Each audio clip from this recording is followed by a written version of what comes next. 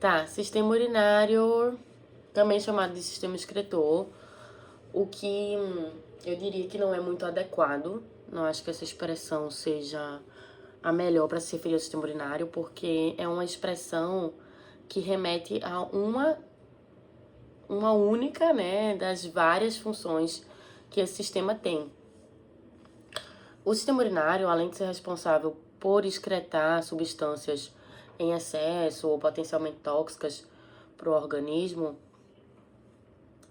também atua no equilíbrio ácido básico, mantém o equilíbrio hidroeletrolítico, né, fazendo esse balanceamento e essa regulação da osmolaridade sanguínea, regula a pressão arterial, regula pH sanguíneo, tá? Enfim, tipo, o sistema urinário ainda sintetiza hormônio, ativa a vitamina D, faz um bocado de coisa. Então, assim, dizer que é o sistema excretor sabe? Não sei, acho um pouco desprezível, ou talvez pouco, acho muito pouco pro que esse sistema é e faz, tá? É um sistema muito interessante, embora agora venha a parte da confissão. Na verdade, eu só queria frisar de antemão que eu não estudei muito sistema urinário, então a gente não vai estar podendo aprofundar muito aí em algumas informações, tá? Vou estar um pouco limitada, mas vou falando que tá aqui na medida do possível, na medida do que eu sei também. E é isso, tá? Espero que dê, espero que ajude. Vamos perpassar pela anatomia do sistema urinário, fisiologia e bioquímica, e ao longo desse percurso eu vou também pincelando, comentando, citando a histologia, que é tranquila, tá? Então, os rins, né? Os rins são os principais órgãos funcionais do sistema urinário. Os rins, eles têm um formatozinho de feijão, aquele formato bem característico. Eles têm mais ou menos, assim, 10 centímetros de altura e pesam de 120 a 170 gramas. Tô falando isso só porque eu li, aí eu...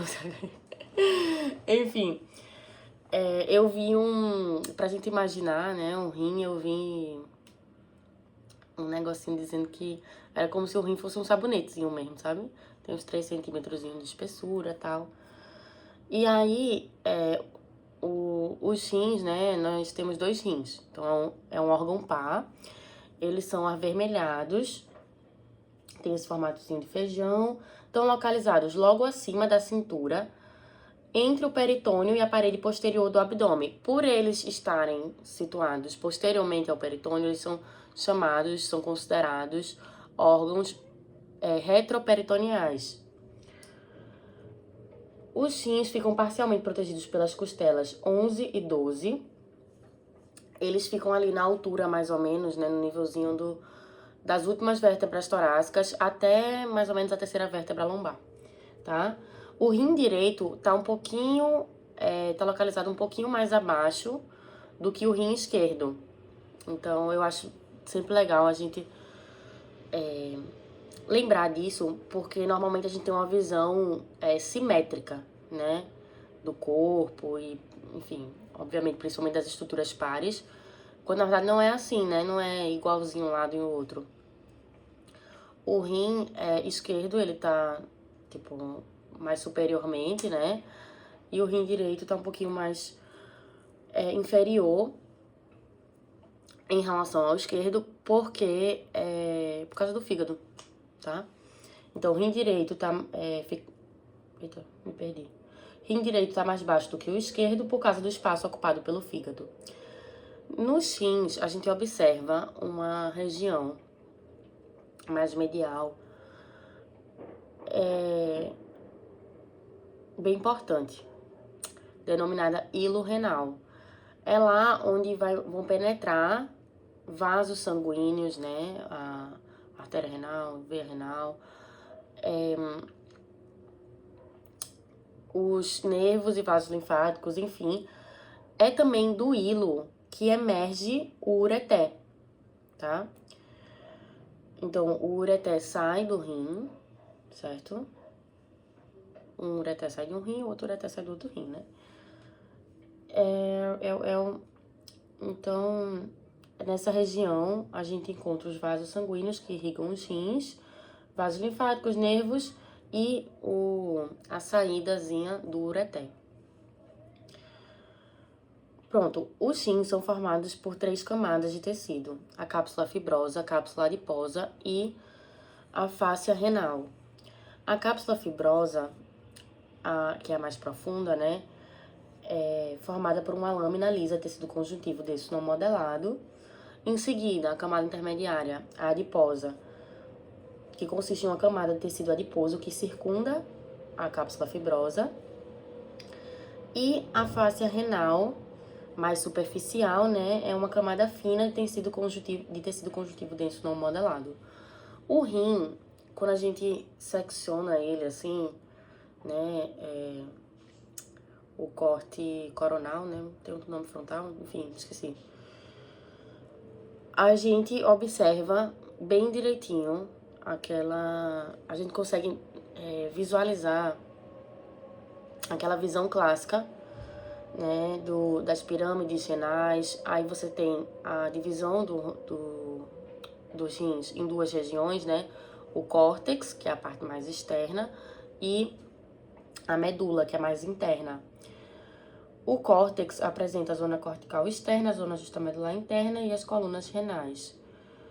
Aí, em seguida, né, mais internamente, tem a região medular do rim, que apresenta várias pirâmides renais, que tem um formatozinho de cone. Então, tipo,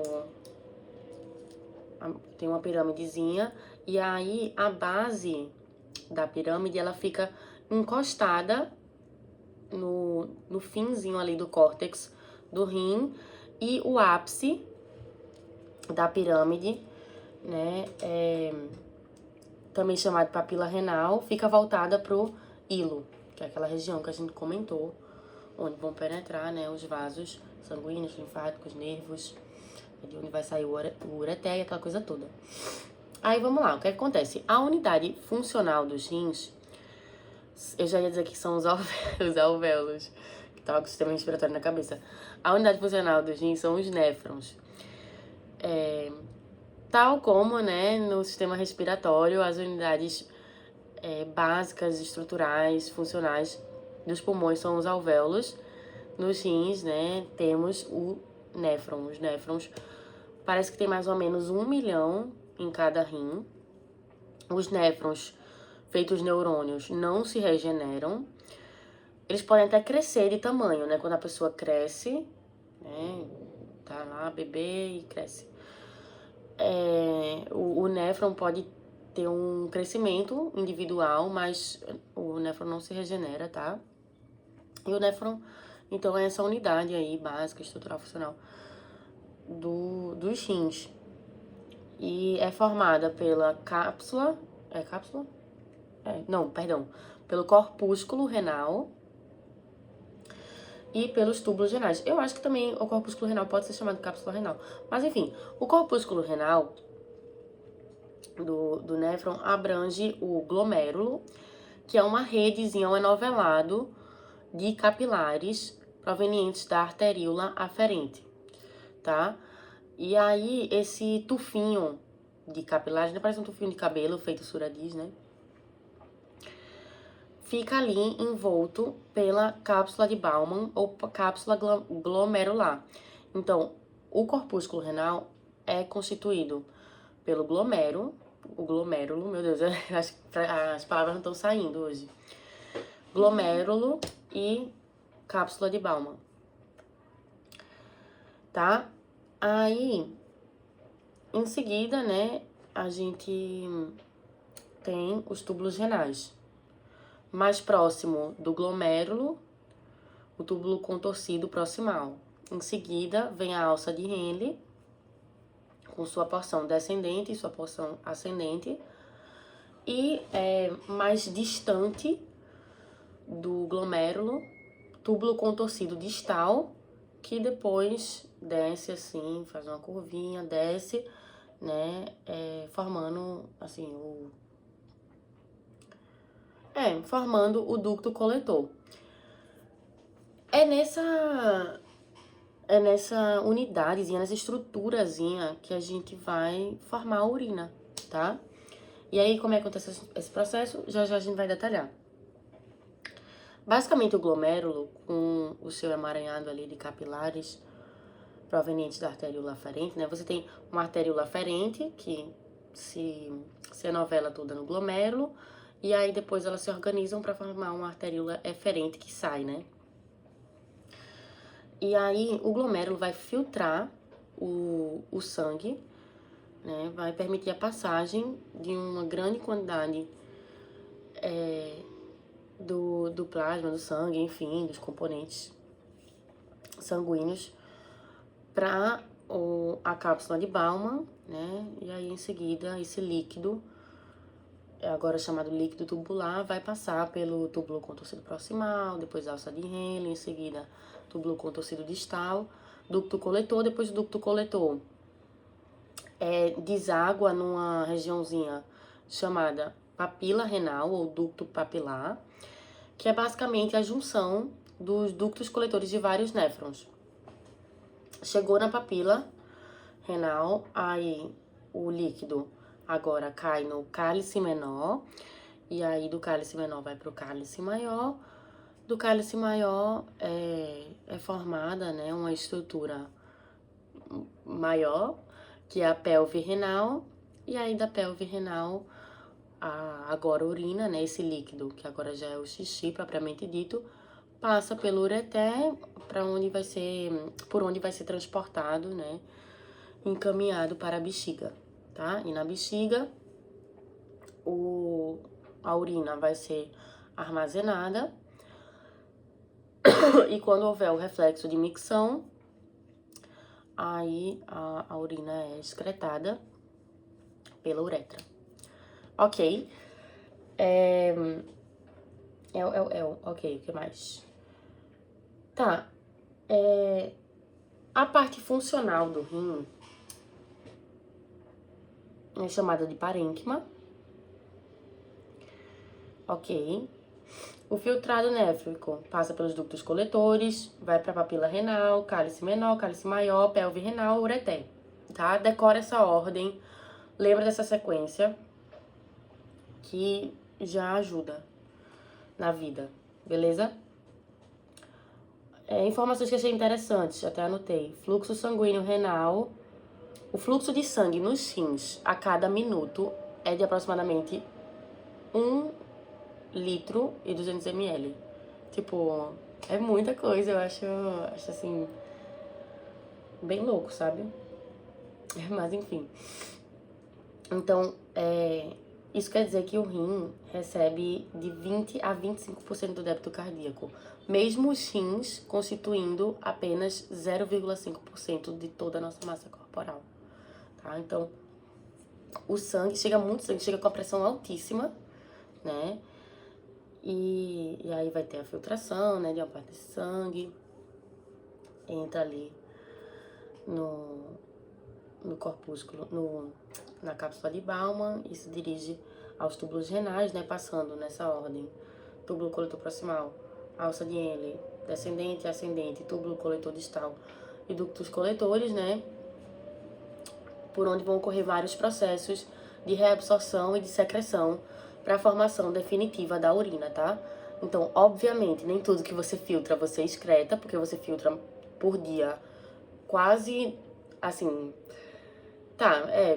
tipo, no máximo uns 180 litros de... Não, no máximo não vou dizer no máximo, mas assim, em média, tá, de 150 a 180 litros por dia. 180 litros, 150 a 180 litros de sangue por dia, né? Mas você excreta o quê? 1,5, tá? Então, é menos de 1% ou menos do que você filtra, você excreta.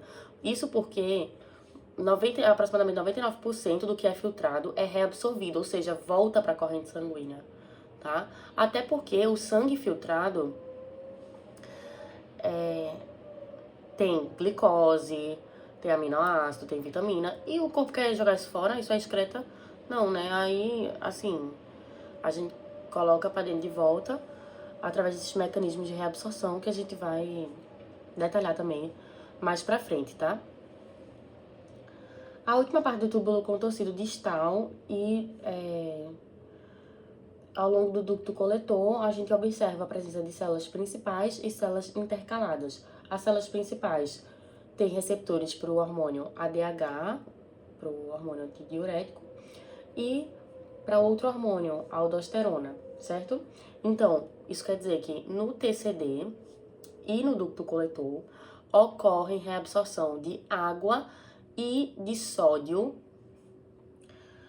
mediada ou regulada, controlada por secreção de ADH, né? Secreção,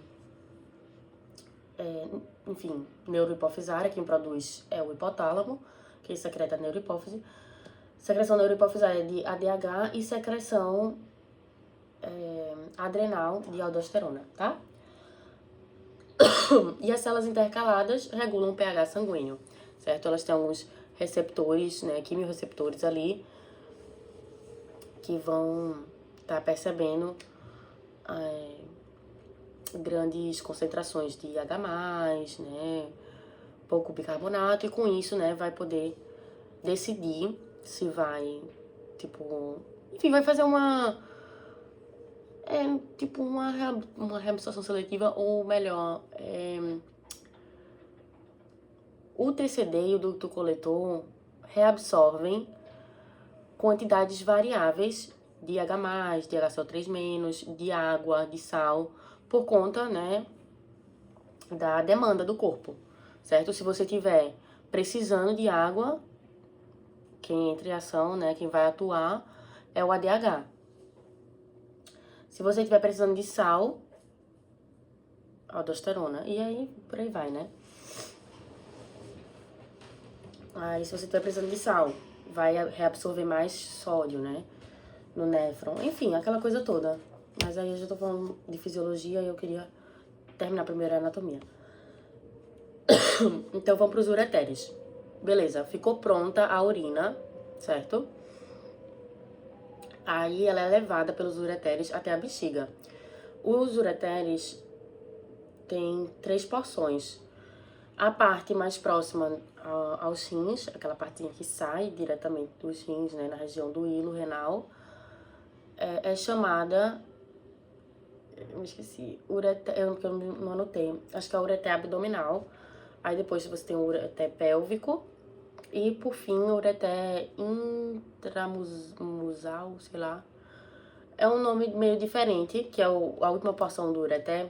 Eu me esqueci agora a palavra, perdão. Mas é uma palavra mais diferentezinha assim, pra indicar que é a porção do ureter que chega à bexiga, tá?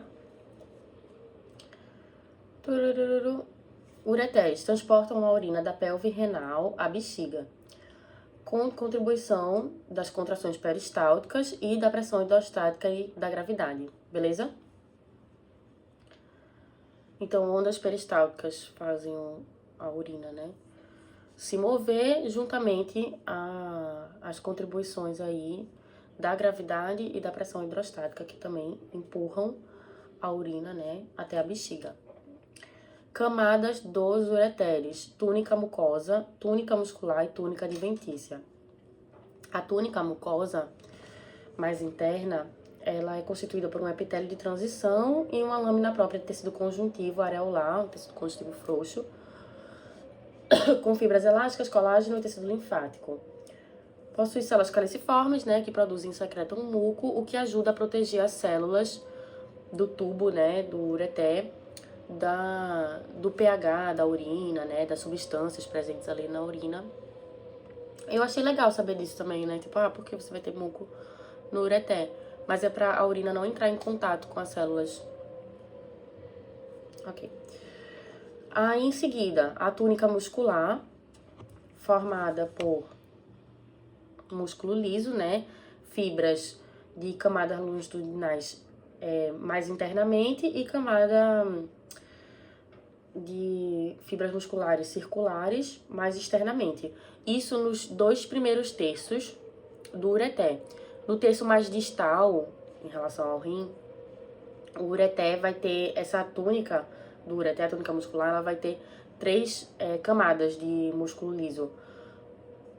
De novo, a longitudinal mais interna, aí a circular fica agora intermediária e mais externamente outra longitudinal.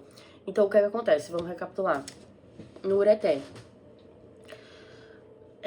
no começo e meio do ureter, você tem a túnica mucosa, que é aquele epitélio de transição, com o tecido conjuntivo areolar, né, na lâmina própria. Em seguida, uma túnica intermediária, que é a túnica muscular, formada por fibras de músculo liso, em que eles são dispostos em camadas. Uma camada de fibras musculares longitudinais, que está mais internamente, então é por isso chamada de camada longitudinal interna da túnica muscular, e mais externamente as fibras circulares externas, beleza? Aí, no último terço do ureter, a gente coloca mais uma camada de músculo, de fibras musculares longitudinais. Então, agora, a túnica mucosa, nesse terço distal, nesse último terço do ureter, é formada por camada longitudinal interna, camada circular média ou intermediária e camada longitudinal externa, beleza? E por fim, né, túnica mucosa, túnica muscular, por fim a túnica adventícia, que é formada por tecido conjuntivo areolar, vasos sanguíneos e tal, e linfáticos, também nervos, que se comunicam aí, né, no caso dos vasos sanguíneos, irrigam e tal, todo esse órgão, tá? Aí chegamos na bexiga agora. A bexiga, ela tem 2 ósteos ou buraquinhos para chegada, né, da urina pelos ureteres, que são chamados ósteos dos ureteres, tá? São 2, um para cada ureter. E aí, esses ósteos estão situados no chamado trígono da bexiga, que é uma região, né, em formato de triângulo no assoalho da bexiga. Não existe uma válvula anatômica para tampar e abrir o ósteo dos ureteres, mas o corpo, assim, fisiologicamente não ocorre ou não deve ocorrer, tá? Em um indivíduo saudável não ocorre refluxo da urina pro ureter por conta da pressão interna. Tipo, a urina vai chegando na bexiga e aí vai aumentando a pressão ali, né, no interior da bexiga, e aí, enfim, por um mecanismo físico, que eu acho que é como se fosse uma compressão, sei lá, enfim, não vou também falar besteira. Em resumo, a urina não volta pro ureter, beleza? Ok, aí a bexiga é um órgão muscular oco e distensível. Trígono da bexiga é uma pequena área triangular encontrada no assoalho da bexiga, contém os 2 ósteos dos ureteres e ainda o ósteo interno da uretra, né, com o músculo e esfíncter interno. E aí você tem a uretra logo em seguida. E a uretra, a gente também vê o músculo esfíncter interno, se eu não me engano, ele é involuntário, e o músculo esfíncter externo da uretra é voluntário, né? É formado por um músculo estriato-esquelético. Quando você vai fazer xixi, assim, o ato de urinar é o chamado reflexo de micção. Só que, né, quando a gente é criança, a gente não tem muito controle da bexiga, aquela coisa toda, né? Faz xixi de forma descontrolada e tal. Mas aí a gente consegue aprender, tipo, a meio que controlar os músculos pélvicos, o esfíncter externo e tal. E com isso, ter esse controle, esse comando voluntário do processo. E aí eu ia falar alguma coisa com isso, eu me esqueci o que era. Assim, quando você urina, o músculo detrusor da bexiga contrai e os esfíncteres da uretra relaxam, certo? Aí, feito eu tava dizendo, é um reflexo. Só que, na maior parte do dia, né, do tempo, a gente consegue ter um controle voluntário disso. Enfim, porque a gente aprende. Aí, na infância, já não tem tanto. Alguns idosos também, né, perdem esse controle. Porque eu ia falar alguma coisa, mas eu esqueci. Mas era alguma coisa em relação a isso, depois eu me lembro.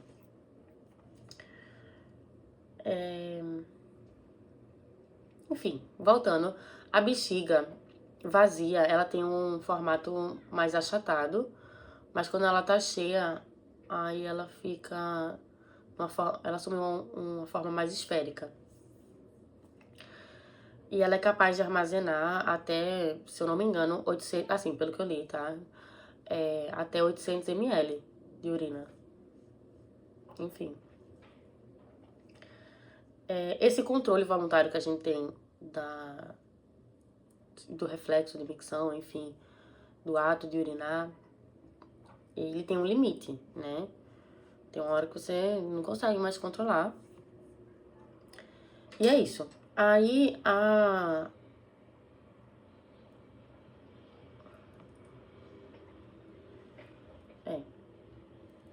camadas da bexiga. A túnica mucosa tem as seguintes camadas. No interior dela, né, a túnica mucosa, que é bem semelhante à dos ureteres, é uma pele de transição, que se distende, né, e a bexiga consegue mudar de conformação e tal. E uma lâmina própria com tecido conjuntivo areolar. Em seguida, uma túnica muscular, feito a do terço distal do ureter, né, com 3 camadas de músculo liso. A camada longitudinal interna, circular, intermediária, e a longitudinal externa. Essa túnica muscular da bexiga é também chamada de músculo detrusor da bexiga, e é o responsável, né, por contrair, empurrando a urina para a uretra no reflexo de micção, tá? Aí, depois da túnica muscular, tem a túnica adventícia, que consiste em uma camada de tecido conjuntivo, areolar, com os vasos sanguíneos, linfáticos, nervos e tal. E na face superior da bexiga, a gente ainda observa uma túnica serosa, que é nada mais nada menos que uma camada de peritônio visceral. E aí depois a uretra, né? A uretra é um pequeno tubo que vai do ósseo interno da uretra até o exterior do corpo, né? Ela termina no ósseo externo. E tem algumas diferenças aí, né? A uretra feminina, a uretra masculina. A uretra do homem tem aproximadamente 20 centímetros, enquanto a feminina tem 4 centímetros, em média, tá? E isso ocorre por conta da posição anatômica, né, dos órgãos. Lembrando que a gente tem a bexiga, no caso, a gente, mulheres, enfim, o organismo feminino tem a bexiga situada ali anteriormente e um pouco inferiormente ao útero. E aí isso, inclusive, diminui a capacidade de armazenamento da bexiga feminina, né? Deixa ela um pouquinho menorzinha. E a uretra, ela é mais encurtada, o que, inclusive, torna o organismo feminino mais suscetível a infecções urinárias, tá? Além disso, a uretra masculina consiste em um tubo comum, né, ao sistema urinário, sistema reprodutivo, genital. À medida que, ao mesmo tempo que na uretra masculina passa a urina, a uretra masculina também é o caminho de passagem do sêmen, tá? E aí a uretra masculina ainda é dividida em 3 partes. A porção prostática da uretra, a porção membranácea, que é a menorzinha, e a porção esponjosa, que é a que passa pelo pênis, tá? Então, isso é a anatomia do sistema urinário. Aí, a fisiologia, né? Fisiologia.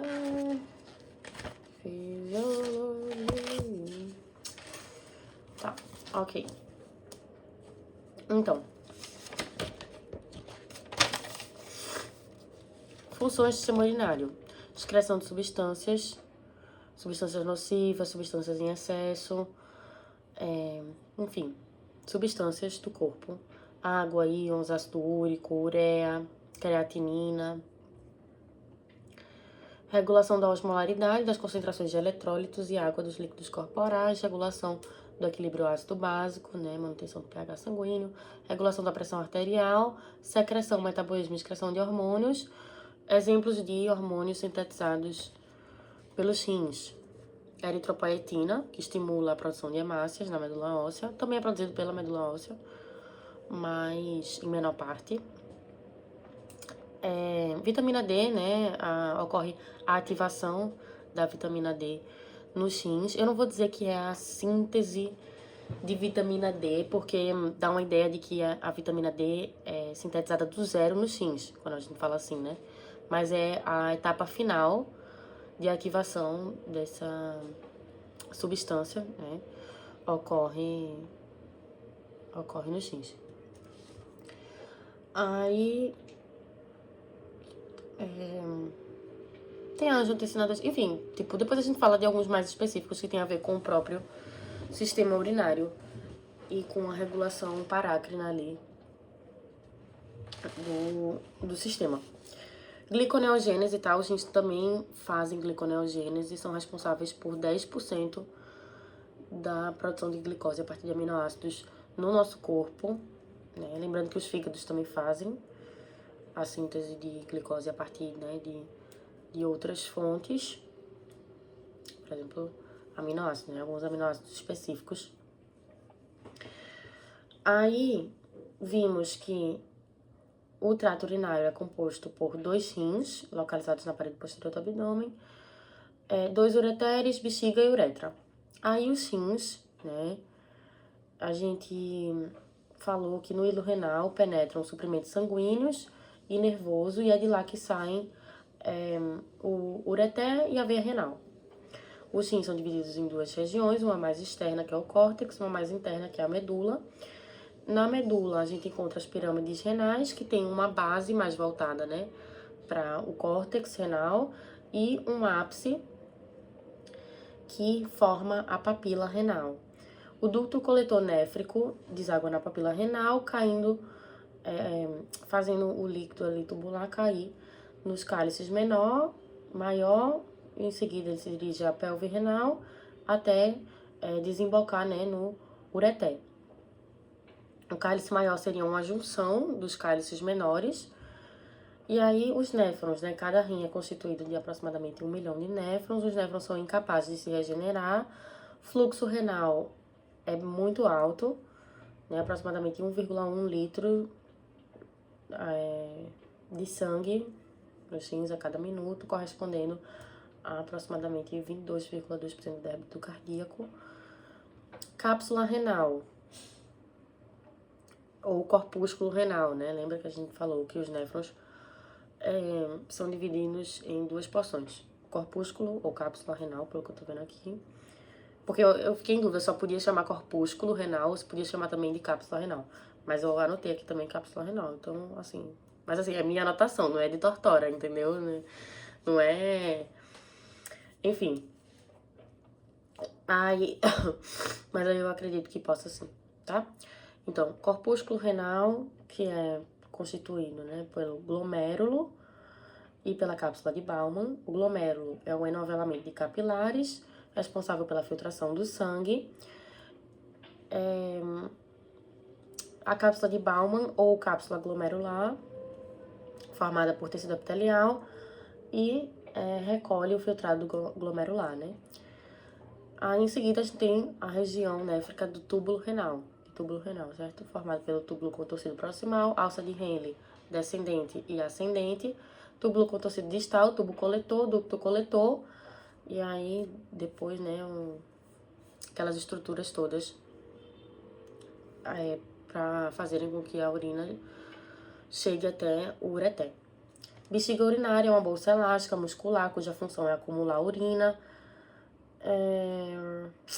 Seu esvaziamento ou micção é involuntário, comandado pelo sistema nervoso autônomo, mas pode ser inibido por centros superiores, né? Lembra que sistema nervoso autônomo, parasimpático e simpático. O simpático estimula relaxamento da bexiga. Quando você está numa situação de estresse, de fuga, ou enfim, de prazer intenso e tal, você não vai fazer xixi. Então, a bexiga relaxa. Sistema nervoso autônomo sistema nervoso autônomo parasimpático estimula a contração de bexiga, né? Etapas de formação da urina: filtração, reabsorção e secreção, tá? A urina é o resultado daquilo que foi filtrado menos o que foi reabsorvido, certo? Então, o que foi filtrado é aquilo do sangue que atravessou a membrana de filtração, tá? Aí, só que atravessa muita coisa, feito a gente ter falado, atravessa a glicose, atravessa aminoácido, atravessa a vitamina, e o corpo não quer jogar esses nutrientes fora. Então, no néfron ocorre a reabsorção, ou seja, o retorno de algumas substâncias, feito essas que eu comentei, para a corrente sanguínea, e a urina é o resultado do que foi filtrado, menos o que foi reabsorvido, menos o que retornou, o que voltou ao sangue, mais o que foi secretado. Ou seja, é aquilo que não tinha sido filtrado, mas foi secretado ao longo do túbulo renal, beleza? Aí... que até podia ter... Enfim, tá, não vou viajar não. Mas tava pensando aqui. Pronto, então... Etapa de formação da urina: filtração, reabsorção, secreção. Filtração de grande quantidade de líquido. Reabsorção de água e certos solutos no túbulo renal. O maior responsável pela reabsorção no sistema urinário, né, é o túbulo contorcido proximal, tá? Embora as outras partes do túbulo renal também façam reabsorção, né? Aí, a secreção tubular, a secreção de substâncias do sangue para os túbulos, certo? Intensidade de excreção. Desculpa. A intensidade de excreção é igual à intensidade de filtração menos a intensidade de reabsorção mais a intensidade de secreção.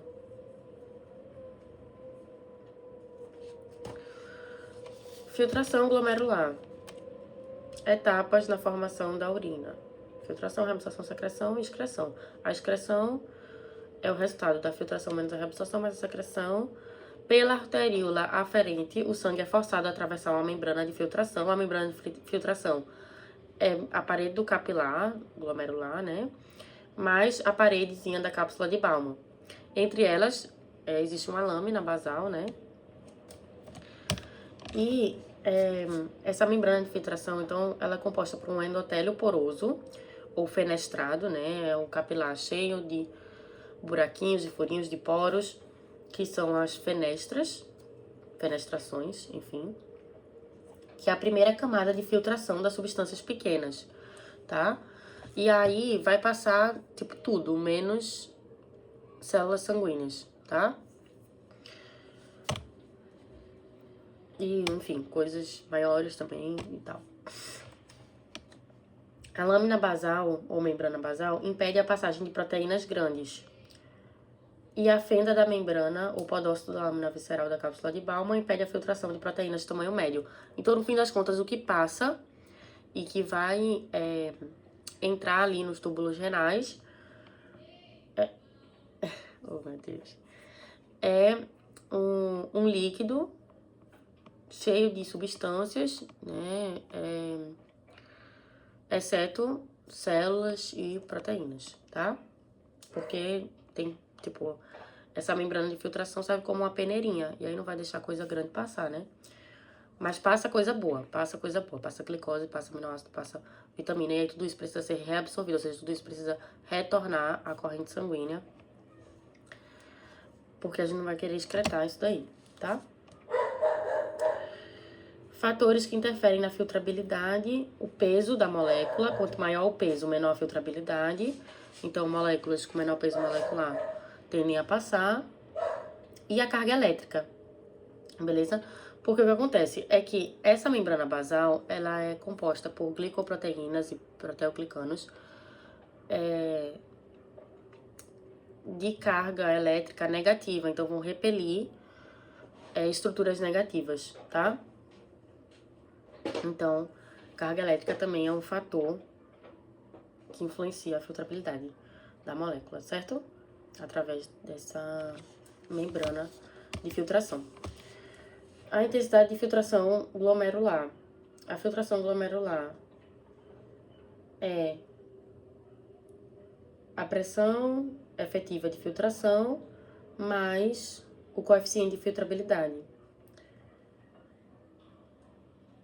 A pressão efetiva de filtração, no caso, é o resultado de pressões no... Eu não sei explicar exatamente isso. É o resultado de pressões no corpúsculo renal, que vão determinar meio que a quantidade de líquido que vai ser filtrado, tá? Então, a gente tem basicamente forças hidrostáticas e forças coloidosmóticas atuando, influenciando na pressão efetiva de filtração. Então, assim, no glomérulo você tem uma pressão hidrostática, o sangue chega, né, com alta pressão, e aí esse sangue ele quer atravessar a membrana de filtração. Só que existe uma pressão hidrostática da cápsula de Bowman, que ela é contra essa pressão do glomérulo. Então ela vai fazer com, tipo, ela vai meio que empurrar o sangue, tipo, não quer que o sangue entre, entendeu? E aí o que acontece nisso é que a gente tem essas duas pressões. Só que a pressão hidrostática do glomérulo, ela é maior, né, muito maior, do que a pressão hidrostática da cápsula de Bowman. Então, por isso o sangue passa. E as forças coloidosmóticas, né? Tem a do glomérulo e pode ter a da cápsula de Bowman, que basicamente é a força de osmose. Tipo assim, no glomérulo você vai ter muitas partículas e substâncias que vão estar puxando a água. Então vão estar exercendo uma força contra a filtração, contra a passagem do líquido pela membrana de filtração, né? E aí essa força, né, ela é subtraída do total lá, ela é subtraída no cálculo da pressão efetiva total. Da pressão efetiva de filtração, né? Porque justamente ela é uma força contra a filtração, tá? Então, basicamente, a pressão efetiva de filtração vai ser essa pressão hidrostática do glomérulo menos a pressão hidrostática da cápsula de Bowman, mais a pressão da cápsula, mais a pressão coloidosmótica da cápsula de Bowman, menos a pressão coloidosmótica do glomérulo. Só que normalmente a gente não comenta sobre essa pressão coloidosmótica da cápsula de Bowman, porque o normal é meio que ela não existir, né? Tipo, assim, eu vi um vídeo que dizia que ela era igual a zero. E as outras fontes que eu consultei não mencionavam essa força que, enfim, obviamente, né, existe e tal, mas ela não vai exercer uma influência grande aí, porque quem vai estar puxando a água, né, através ali da membrana de filtração é o glomérulo, né, porque o glomérulo tá rico em proteínas, aquela coisa toda. Por isso, normalmente, a gente não considera essa força coloidosmótica da cápsula de Bowman. Enfim, acabei falando e acho que só complicando também, né? Mas eu espero que não tenha nada pra entender. Ok. Fatores que afetam a pressão hidrostática do glomérulo. A constrição da arteríola aferente, o relaxamento da arteríola eferente. Esses dois acontecimentos vão levar a uma diminuição da taxa de filtração glomerular, porque diminuem a pressão hidrostática do glomérulo. Enquanto o relaxamento da arteríola aferente, né, faz com que mais sangue passe, chegue ali ao glomérulo, e ou a constrição da arteríola eferente aumentam a pressão hidrostática do glomérulo e, consequentemente, elevam, né, a taxa de filtração glomerular. Você vai ter mais filtrado como consequência desse processo, porque o relaxamento da arteríola eferente vai fazer com que chegue mais sangue no glomérulo e a constrição da arteríola eferente, né,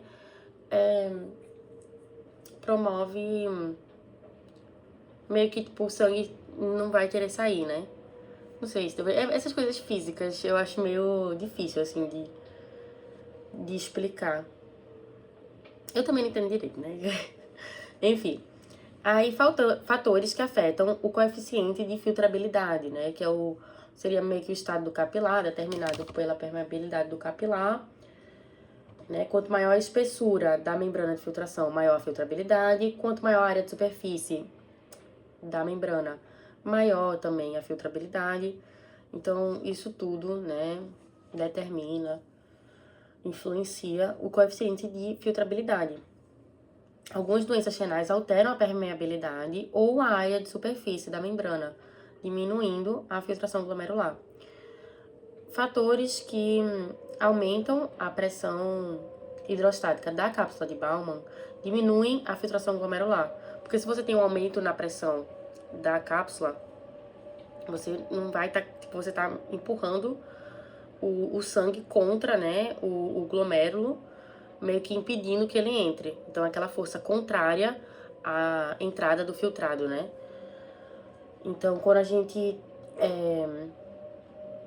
enfim, apresenta alguma doença que eleve essa pressão da cápsula de Bowman, a taxa de filtração glomerular, ela diminui, a taxa do filtrado glomerular diminui. Um exemplo de uma condição que faz isso é a obstrução das vias urinárias. E fatores que afetam a pressão colóide osmótica do glomérulo. Redução de fluxo renal e aumento de proteínas plasmáticas vão aumentar a pressão do glomérulo, puxando a água que está na membrana de filtração para o glomérulo, né? E diminuindo, portanto, a taxa de filtrado glomerular, né? Dificultando a filtração, certo? Tipo, dificultando que o líquido atravesse, passe pela membrana filtratória. Aí eu tô meio cansada, né, já? Eu acho que eu vou receber, né? Mas enfim, vamos lá. Mecanismos de controle da filtração glomerular. Feedback intrínseco, mecanismos locais. Balanço túbulo glomerular, aumenta a reabsorção tubular de água e sódio. Sistema nervoso simpático, a estimulação ou ativação do sistema nervoso simpático leva a vasoconstrição, que por sua vez, né, promove diminuição da pressão do glomérulo, a pressão hidrostática do glomérulo, o que diminui a taxa de filtrado glomerular. Hormônios, norepinefrina, epinefrina, endotelinas, diminuem a taxa de filtrado glomerular, porque são vasoconstritores. Lembra que a constrição da arteríola aferente, né, diminui a pressão hidrostática do glomérulo, diminui a taxa de filtrado glomerular. Já substâncias como óxido nítrico e prostaciclina aumentam a filtrabilidade, a taxa de filtrado glomerular, porque são vasodilatadores. Então, né, dilatou o vaso, relaxou, faz com que mais sangue chegue no glomérulo. E aí, mais sangue ali, chegando no glomérulo, né, maior fluxo, maior pressão hidrostática do glomérulo, maior a taxa de filtrado glomerular, né? E reabsorção e secreção tubular. Vias de reabsorção e secreção. Transcelulares e paracelulares. A transcelular é quando a reabsorção ela acontece porque assim, tipo, a substância tá no lúmen ali do túbulo renal e aí ela atravessa a célula tubular, passa pela membrana apical, passa pelo citosol da célula e aí depois passa pela membrana vasal e cai na corrente sanguínea. Então, isso seria a reabsorção transcelular. E a reabsorção do tipo paracelular é quando a substância ela passa por duas células vizinhas, é quando ela passa entre as células. Então, eu tenho aqui o lúmen, tá? Do túbulo renal. E aí a substância vai cair na corrente sanguínea, mas qual é o percurso que ela faz até chegar no vaso? Ela passa entre as células, tá? Ela não atravessa uma célula, certo? Ela vai passar ali por duas células vizinhas. Mecanismos de reabsorção e secreção, transporte ativo primário, transporte ativo secundário, transporte passivo, enfim. Várias substâncias são transportadas nesse processo por contratransporte ou simporte, tá? Exemplo, sódio H+. Quando o H+ sai, o sódio entra. Outras substâncias são transportadas por simporte. Por exemplo, não me lembro de algum exemplo, mas tipo, basicamente é quando uma substância, tipo, são as substâncias sendo transportadas no mesmo sentido. Quando uma substância vai pra cá, a outra vai pra cá também. Beleza? E aí pronto, é isso que eu não estudei muito, tipo, eu não sei exatamente, tipo, quais são os principais, né, tipo, as principais substâncias transportadas em conjunto na reabsorção e ou na secreção, né. E aí eu tô meio fraca nessa parte, bem como no que acontece em cada parte do túbulo renal. Eu sei que o túbulo contorcido proximal, né, é onde ocorre a maior taxa de reabsorção, etc. Mas os outros eu não sei especificamente, porque tem um lugar que reabsorve mais água e tem outro que reabsorve mais sódio. Mas a gente vai ver se tem isso aqui anotado. Aí, túbulo proximal. A maior parte da água, sódio, glicose e aminoácidos são reabsorvidos nessa porção. Também ocorre secreção de ácidos e bases. Na alça de Henle, na porção descendente, ela é impermeável ao sódio, e a porção ascendente é impermeável à água. Então, isso quer dizer que na porção descendente ocorre reabsorção de água, tá?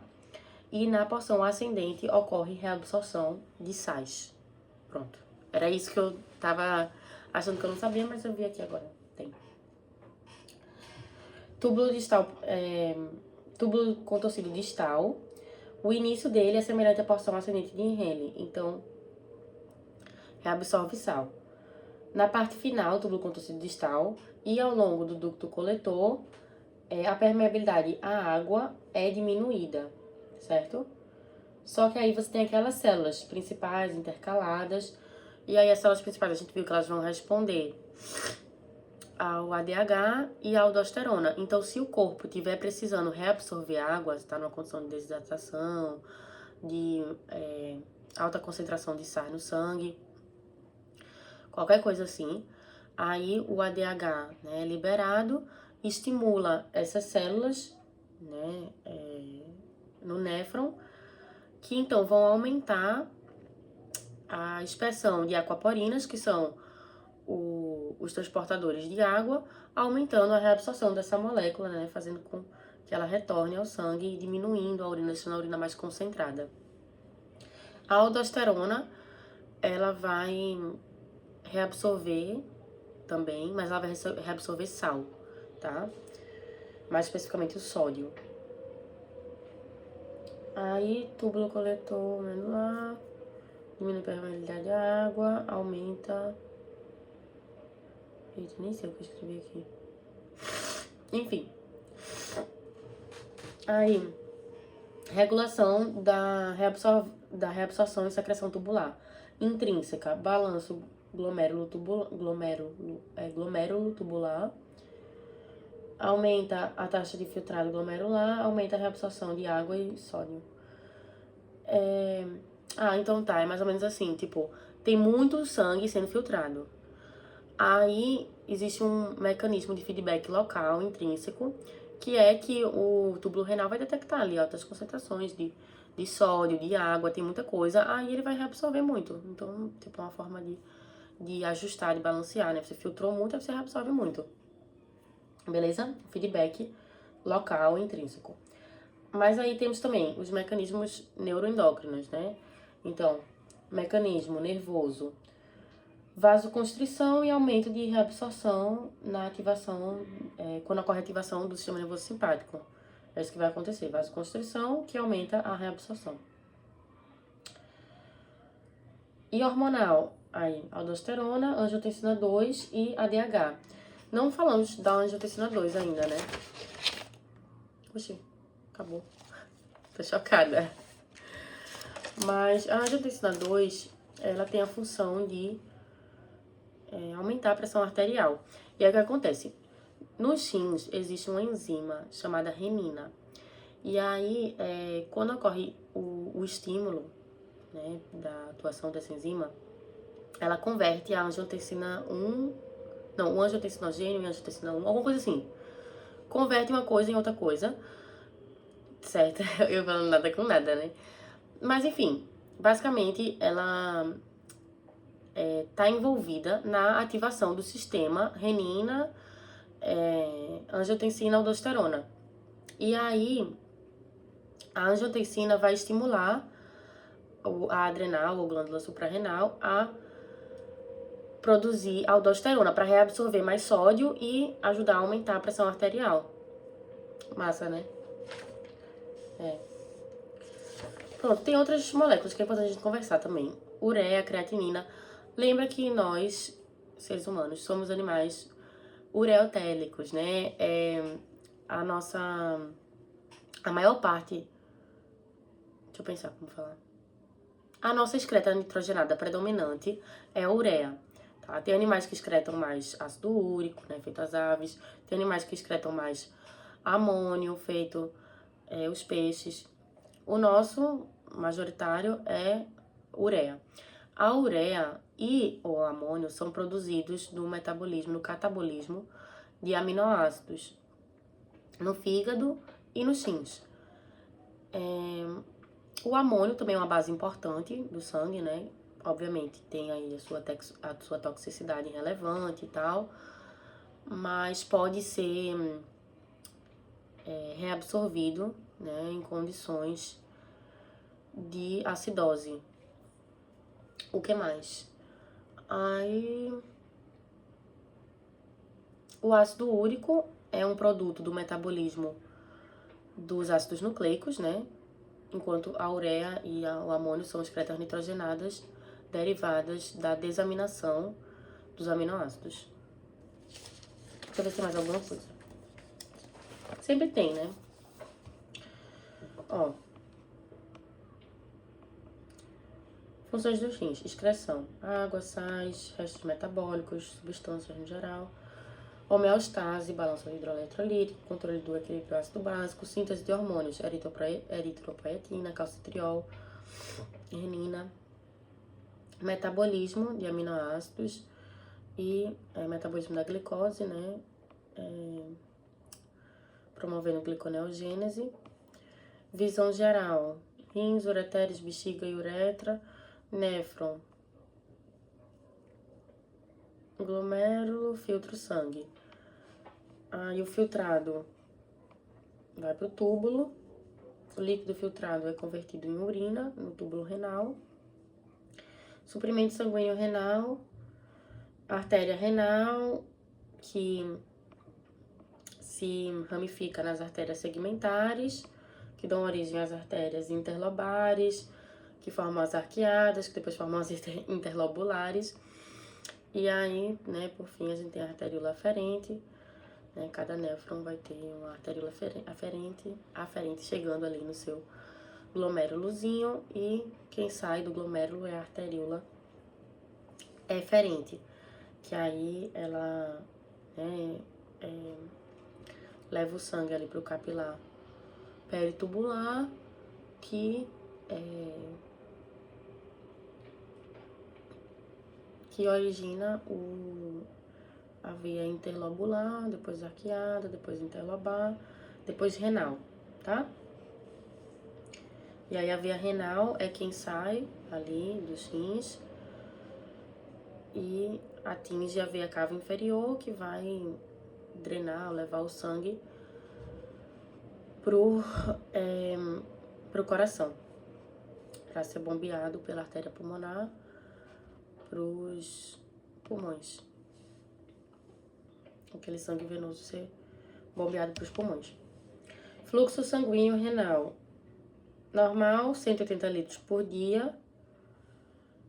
Néfron, de acordo com a profundidade do parênquima renal, os néfrons se classificam em corticais ou justamedulares. A maior parte dos néfrons são corticais, ou seja, eles têm a sua cápsula renal e uma boa parte do túbulo renal situados, né, meio que acima da base da pirâmide renal, né, então situados ali no córtex do rim. Mas tem os córtex justamedulares, que a maior parte deles fica na medula.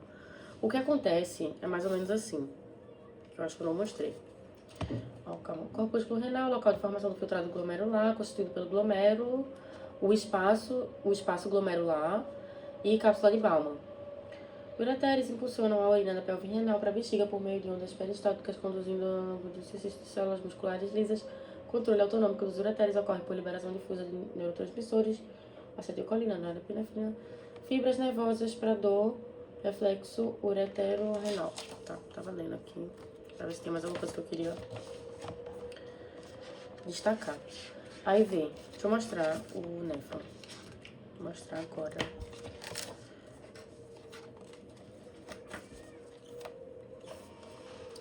É isso, entendeu? Aí, o que acontece é que, tipo, uma parte, tipo, essa parte daqui da alça de Henle, que abaixa que só, ela alcança a medula renal, tá?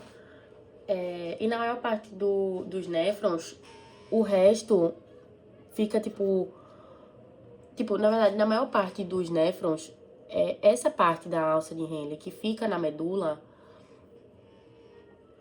ela fica meio que na parte mais externa da medula, sabe? No justamedulares, não, ela desce toda assim, sabe? Indo bem internamente. Aí, não tem muito mais o que eu falar, não, assim, tipo, que eu saiba. Juro que eu joguei meus conhecimentos. Aí, ó, eu também anotei algumas coisas de bioquímica. Mas, tipo, tem a creatinina, né? A creatinina, ela é o produto do metabolismo da creatina e da fosfocreatina, que são substâncias, acredito que de constituição predominantemente proteica, que ficam principalmente nos músculos e servem para fosforilar o ADP numa situação de demanda, enfim, de energia. Por exemplo, você está lá fazendo exercício físico, os músculos estão trabalhando intensamente, e aí você tem a fosfocreatina, que ela armazena fosfato, e aí, quando necessário, né, e durante o exercício físico é um momento de necessidade, ela vai doar o fosfato para o ADP, convertendo o ADP em ATP, e aí aquela energia fica disponível para você utilizar.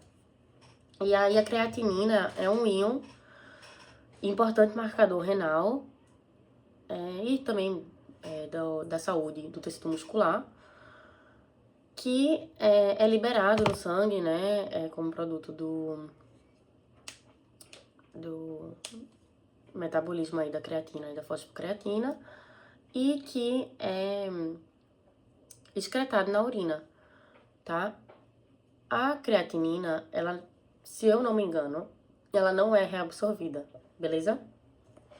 Então, o que foi filtrado de creatinina é jogado fora.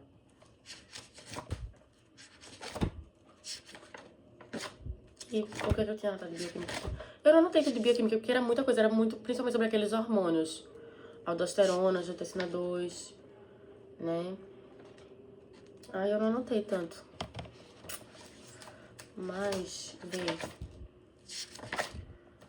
o que eu anotei. Principais funções do rim, ninguém aguenta mais. Porque eu já repeti um monte de vezes. Excreção de produtos de degradação, balanço hidroeletrolítico, EAB, regula a pressão arterial, gliconeogênese, ativação de vitamina D, promove integridade óssea, síntese de eritropoetina, inativação de insulina e glucagon. Unidade funcional do rim, néfron. Glomérulo, composto pela... pronto, tiveram coisas que eu não comentei ainda. O glomérulo, composto pelas células mesangiais, células endoteliais, membrana basal glomerular, aí tem as células epiteliais viscerais, células epiteliais parietais. V.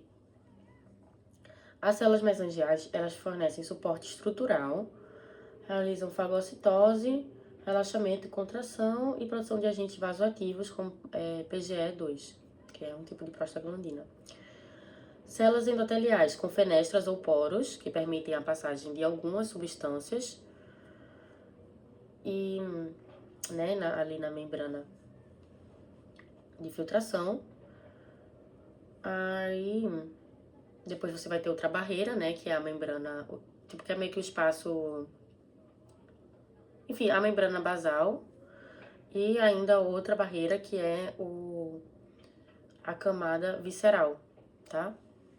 Da cápsula glomerular. Aí, beleza. Membrana basal glomerular. Alta quantidade de proteoglicanos de carga negativa e colágeno. Células epiteliais viscerais. Apresenta podócitos com pedículos, pés, e fendas de filtração entre os pés. Então, filtram ainda mais o filtrado, né, o que está passando ali. Células epiteliais parietais revestem parte externa da cápsula de Bowman. Mecanismos de regulação do fluxo renal intrínseco, feedback miogênico... intrínseco e extrínseco. Aí pronto, essa parte aqui eu me perdi toda. Se cair, não vai ser legal, não. Intrínseco, feedback miogênico e feedback túbulo glomerular. A gente viu mais ou menos isso, tá?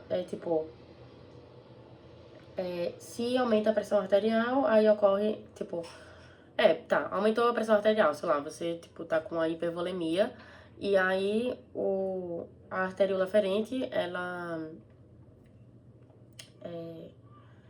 ocorre nela um feedback miogênico para diminuir a taxa de filtrado glomerular, que é a constrição dela.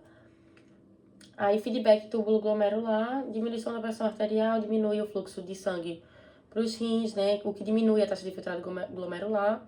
E aí, o que acontece é que diminui a quantidade, né? A concentração de soluto e de água no líquido tubular. Isso é detectado pela mácula densa e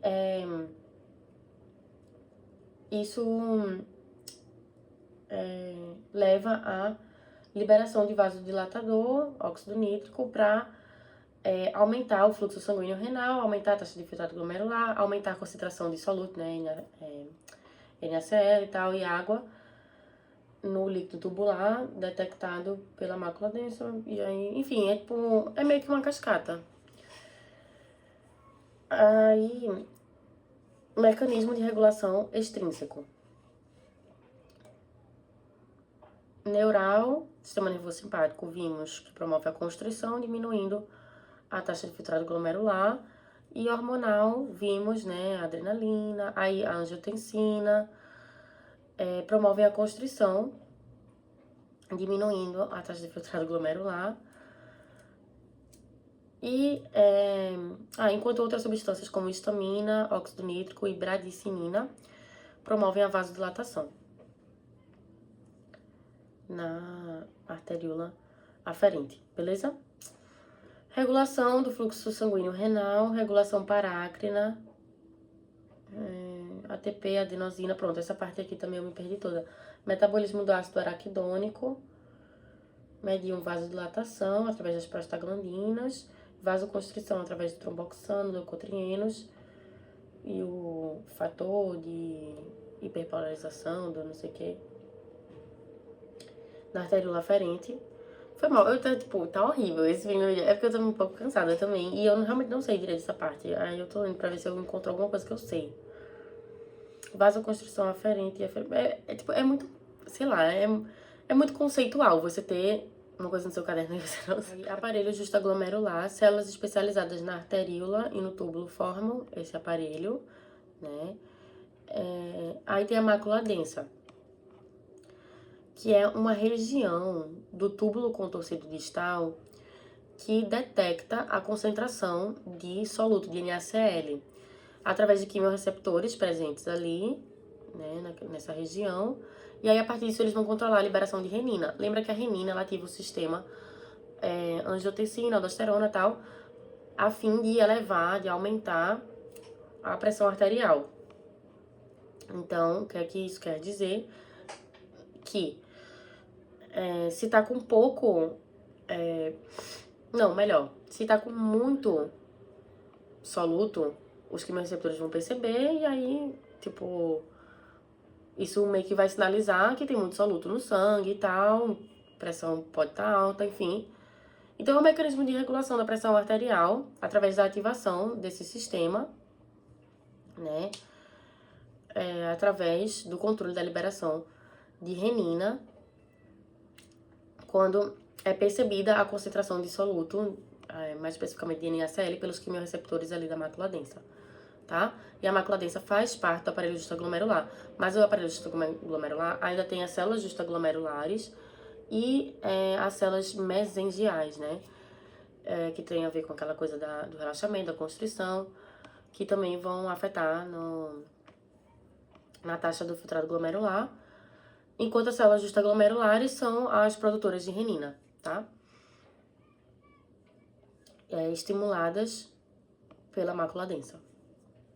Arteríola aferente, receptor de volume, barorreceptores, sensível à alteração do volume, controla a liberação de renina. Então, também existe esse mecanismo de controle de liberação de renina, né?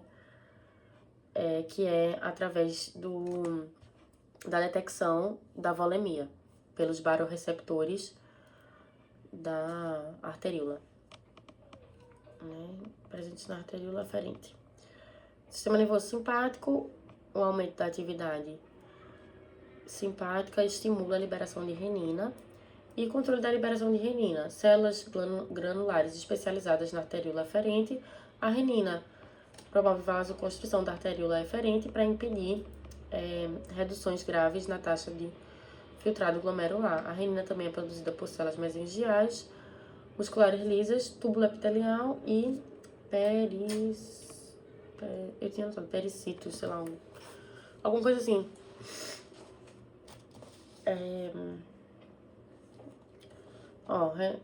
Revisando tudo, né?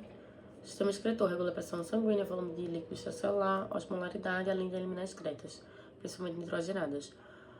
Sistema excretor humano, rim, órgão par, realiza a formação da urina. O sangue chega com pressão alta nos rins pela arteríola aferente para ser filtrado. A parte externa do rim, córtex, e a parte mais interna, medula. Néfron, a unidade microscópica de filtração, composto pelo corpúsculo renal e pelo túbulo renal. O corpúsculo renal, formado, né, pelo glomérulo e pela cápsula de Bowman, ou cápsula glomerular. E o túbulo renal, né, túbulo contorcido proximal, alça de Henle, túbulo contorcido distal, tubo coletor, né, o ducto coletor, para depois o líquido desaguar naquelas cavidades até ele ser enviado para o ureter, onde vai ser transportado para a bexiga, armazenado para o vapor. Filtração ocorre na cápsula de Bowman, né? O sangue passa para o tecido. Reabsorção ocorre nos túbulos contornados, proximal e distal, e na alça de Henle. Na descendente ocorre a reabsorção de água, assim como no tubo coletor, ou ducto coletor, e na ascendente ocorre a reabsorção de sais. Reabsorção é você mandar a substância do túbulo para o sangue. E a secreção, você manda do sangue para o túbulo e ocorre nos túbulos contornados, proximal e distal, e na alça de Henle ascendente. Aí a excreta, né, é o resultado do que foi filtrado, mais o que foi secretado, menos o que foi reabsorvido. Ureter, órgão par, cada um sai de um rim, conduz a urina até a bexiga é o reservatório da urina, e a uretra é o canal que conduz a urina do interior da bexiga para fora do corpo. Tem diferenças, uretra masculina e uretra feminina. 65% dos sais filtrados são reabsorvidos, 100% de glicose, aminoácidos e vitaminas filtradas devem ser reabsorvidas, tá? Num organismo saudável são. A excreta humana é predominantemente feita de água e ureia, mas também liberamos vários minerais, amônio, ácido úrico também, embora em menores porcentagens. Na filtração passam partículas pequenas, ruins ou boas. As boas vão ser reabsorvidas, né? Como a glicose, aminoácidos, vitaminas. 1% do que é filtrado, hormônios envolvidos na regulação do sistema urinário. ADH, aldosterona, vamos falar desses dois. ADH reabsorve água, a diminuição de água excretada deixa a urina mais concentrada e diminui também, ou pode diminuir o volume de urina. E aí, o ADH produzido pelo hipotálamo, que percebe o aumento da pressão osmótica sanguínea, né? Seja pela falta de água ou por excesso de sais no sangue. E aí, o hipotálamo interpreta isso como sede. O ADH é liberado pela neurohipófise e atua no túbulo distal e no ducto coletor. E a aldosterona reabsorve sódio, então aumenta a quantidade de sódio no sangue, aumentando a pressão arterial, aumentando o volume sanguíneo, que também está atrelada, né, ao aumento da PA. Ok? É mais ou menos isso. Tipo, eu sinto que ficou meio incompleto, embora tenha demorado, porque eu sempre demoro. Eu nunca sou objetiva. Mas, embora, assim, apesar de ter ficado longo, eu sinto que ficou meio incompleto, mas é porque eu realmente não estudei tanto o sistema urinário. Mas, enfim, eu espero que dê certo pra todos nós. E é isso. Tchau, gente.